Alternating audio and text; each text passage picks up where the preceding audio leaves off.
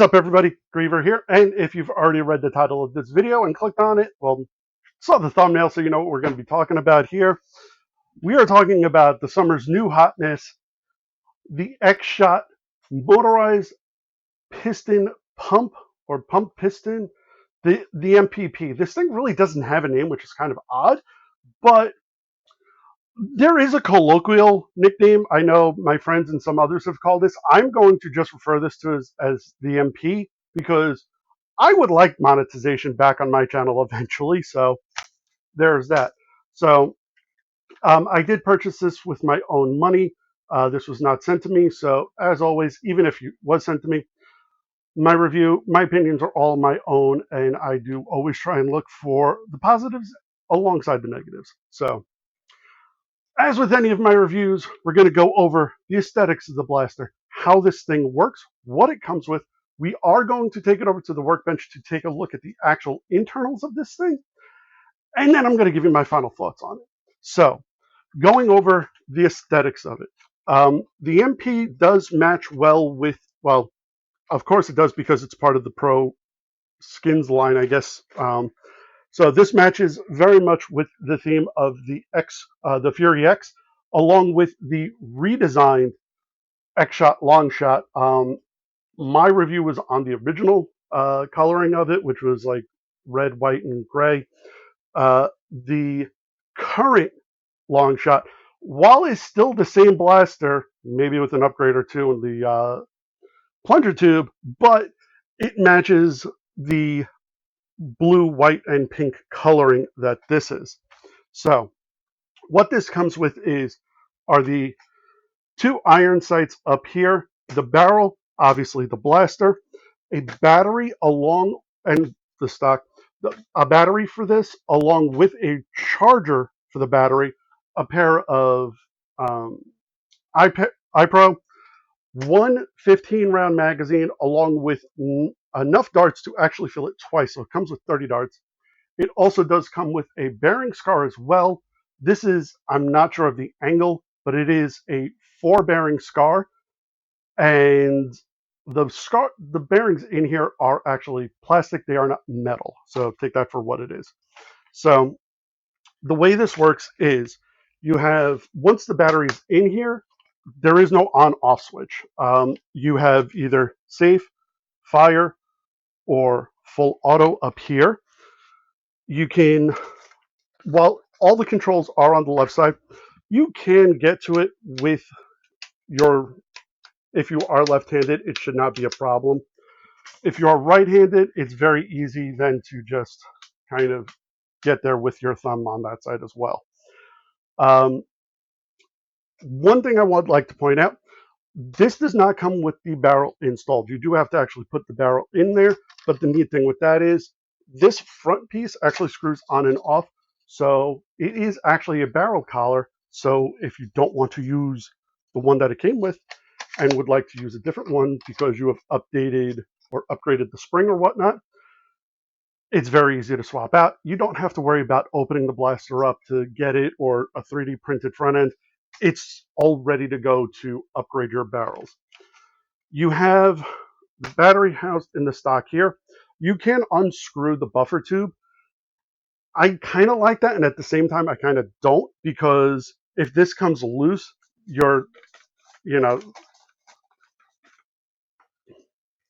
but you tighten it down with this orange ring here, and it stays solid for like about half a second. But yeah, so you have that on there. I found it actually interesting that I have trouble taking this thing off. Like, it doesn't come off at all. So if you wanted to actually put in a different stock on here, like, it is a buffer tube stock, so you can use buffer tube stocks on here. But to take this off, we might actually have to unscrew it all. You do have a little prime here, or a priming handle here. This is if you are switching out magazines without having to do that initial dry fire. You just pull this back, and there you go. I did find that when this thing is not primed, this is extremely hard to do, or at least fairly difficult. Also, I did want to just point out real quick, these are the darts that it comes with. It is the X-Shot dart. However, the darts are now pink. So, is what it is. I have no problem with it because I use worker and nitro darts, but I mean, honestly, it did make them kind of easier to find when I was shooting them around in the garage and out in the yard. So we'll do a quick little firing demonstration here. I have about 10 rounds in here. They are all mixed darts just because I'm firing them around in the shop and I don't care. So we're gonna. I loaded them backwards. Son of a.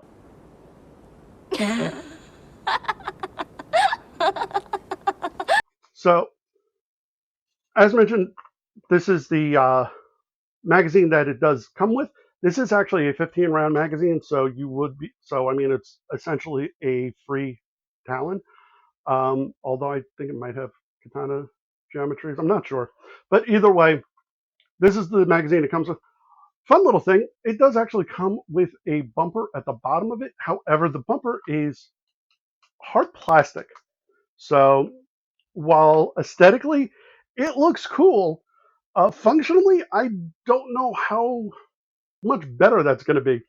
But anyway, so it comes with 15. The magazine holds 15 rounds. I'm going to come on. Don't be like that. So goes in. Now this is already pre-primed because I turned it on before I started the video. So I have a dart now loaded. So now when I fire, it will actually fire the first round.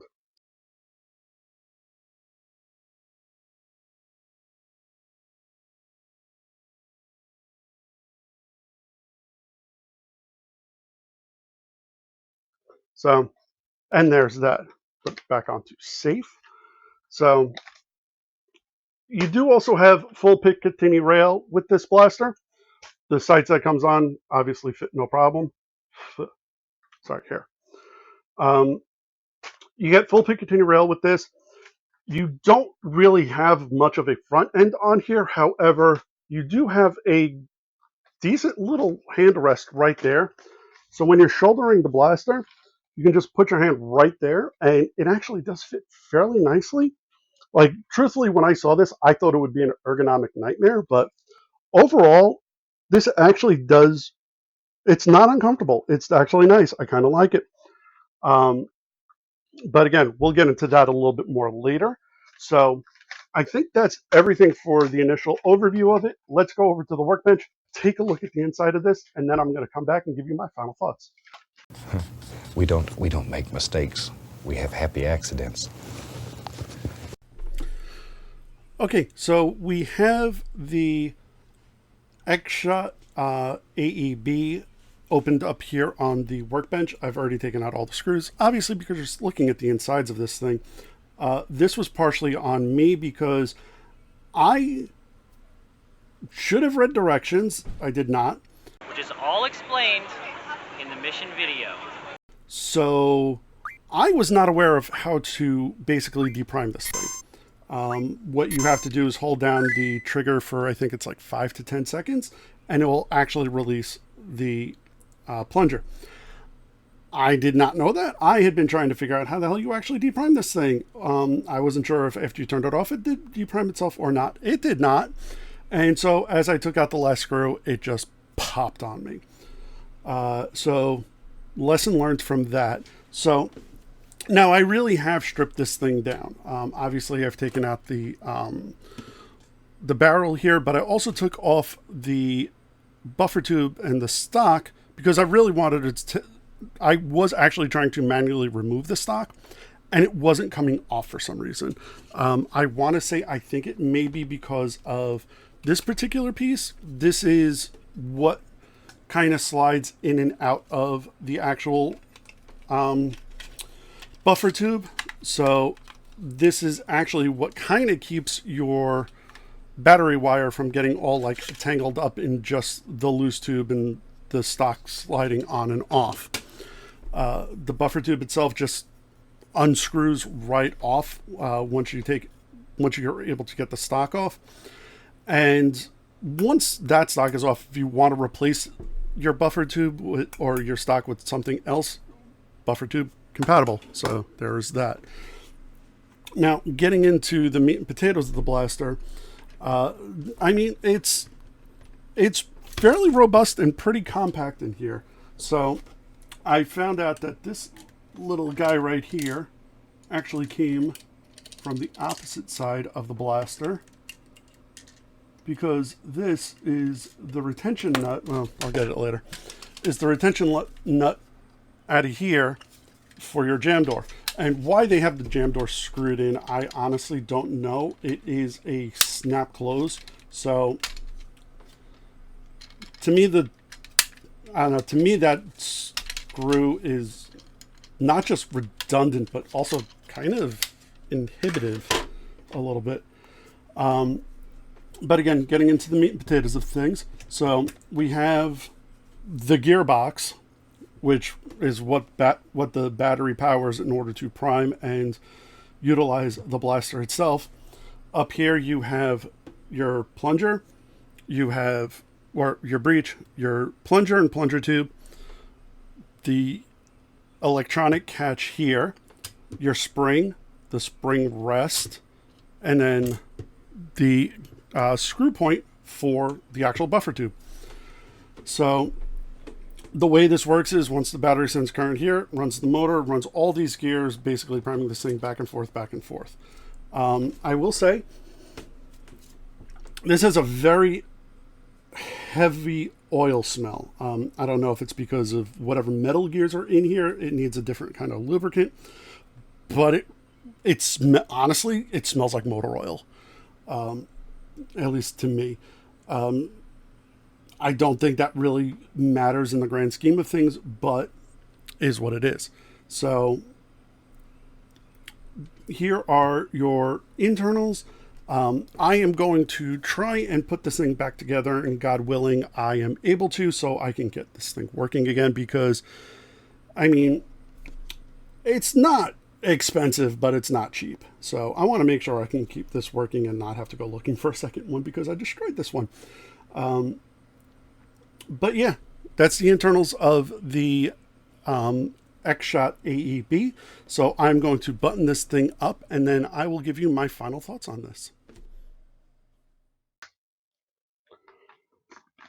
Okay, so before we get to my final thoughts on the X-Shot MP, I do want to point out something that, as you saw with the internals, how to deprime this thing when it's done. So I figured this out the hard way, and also actually after reading the instructions, which were really not very clear on how to do it exactly. Now, to deprime the Wasp 77, all you basically have to do is just turn it off, because it does actually have a proper on-off switch. You pull the trigger and it releases your plunger, and that's that. However, on the X-Shot MP, you can see right here that little white spot. That's actually your priming indicator. Horrible, I know. However, if you do see that there, that means you are primed, and chances are, if you fired one dart, you're going to stay primed, because while I'm in safe, it's not doing anything. And if you do put it into fire, it's just going to cycle a full shot. So what you have to do is put it in safe, and if I remember correctly, I believe it's hold the trigger down for like 5 seconds or 5 to 10 seconds, and then let it go. Or is it in? No, I think you have to do that in fire and then switch it to safe. So, and there was a dart still in there. So hold down the trigger. There it is.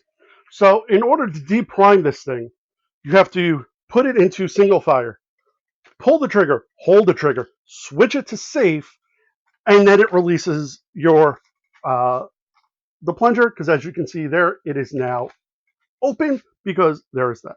So on to my final thoughts of this thing. I gotta say, for the price, this actually does very well.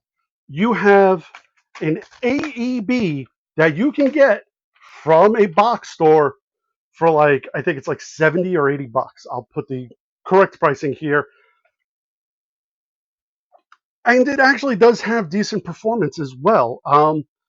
I mean, you're getting a what I paid like over $200 for like 70 bucks. Now it does have its ups and downs for certain. One, the fact that it doesn't have an on-off switch, and just as long as the battery is in there, it's technically on. I'm not a big fan of that. I would have rather have had a proper on-off switch so that it would be easy to deprime and not some kind of like video game cheat code in order to actually put this thing away properly. Uh, the full rail up top is great. I do like this little thing here in order to, once you put in a second mag, to just kind of AR rack this thing and, you know, go to town. I don't like the removable buffer tube. I want to say, like, if it was something that's screwed on in here, that's one thing. If it was just a solid piece, that's one thing. The fact that this screws on and off, and I know that's a little bit more real steel added to it, I'm not a fan of that though, because honestly, if this thing comes loose, your stock comes loose and then it gets all wobbly and stuff, and I'm not a fan of that at all. Um, the fact that you screwed closed the jam door, I took the nut out on mine, or at least I left it out when I put it back in. At least now I can have access to it. I'm going to wind up also taking the screw out as well, but that's honestly ridiculous. The the magazine release is good, and I like that they have both options. One right under the trigger well, and then the actual paddle. I will be honest, I don't know if you really needed both. Honestly, one or the other would have sufficed. And if you were going to do it, I would have rather have just the paddle. Like, this is neat and all that stuff, but I mean, you still got to go down and grab it, so you might as well just use the paddle. Yeah. The only other thing that I'm not a fan of, and this is honestly just an aesthetic thing, and I know plenty of people who've already started printing these, and I have one kind of on order. Thank you very much, Chris. Yay! That will be another announcement, by the way. Um, but I wish this had like kind of a proper front end. You know, something that you would be able to use like an angled foregrip, a shotgun grip, even like a vertical foregrip. Just something here. It just feels naked with just the open barrel. I love that they put the collet on here so that you can honestly just switch out your barrels. That is honestly great, but I wish it did have a proper front end. I would have been willing to pay an extra like 15, 20 bucks for something with a proper front end and like additional rail space, like even a quad rail, where you can put like something on the side, or even just a top and bottom would have been fine as well, so that you could put a proper grip here. Now, I said this is ergonomically fine. This is not my preferred way of play. And again, this is getting nitpicky. While, yes, I can use this totally fine and it's not going to kill me, I would prefer to have a grip here. Like being able to just have that little bit of extra control, in my opinion, I would have preferred that. But over and all, honestly, I love this thing. This is a great addition to the hobby, and especially for some of the older players who don't want to constantly pump a Springer all day or hate flywheels. Yes, this thing can be loud, but that's the price you pay. Um, I don't know when the Wasp 77 is going to be coming back in stock. The other options are the Sweetheart Storm and the inverted Spire. No, that's Destiny. Um, whatever the other one is, those are also like $400 blasters. This is 70. And for some of the downfalls on it, and I know some people will point out the battery is definitely one of them, because it is that, I don't even know exactly what kind of connector it is. Out of Darts did say they rewired one for XT30 and has been running fine for months. So if you do want to rewire it, you can. If not, you're going to just have to deal with this particular type of battery, and there's that. But honestly, that is where I am going to leave it for this episode. So thank you very much for joining me on this one. And as always, if you enjoy the stuff we put here on the channel, please throw us a like and subscribe. Leave a comment down below. Let me know what you think of the X-Shot MP. And do you plan on getting one? Let me know in the comments down below. I love reading them. And ooh, don't forget to click that little bell icon. Otherwise, you may not know when me and Arlene are doing our silliness here on the channel. And we still have the P.O. box. You should really go check that. At least throughout the rest of the year. So we're going to make a decision on that one if we're going to keep it going into 2026 or not. But again, another announcement or whatever. But again, thank you all for joining us on this one, and I will see you guys next time. Later.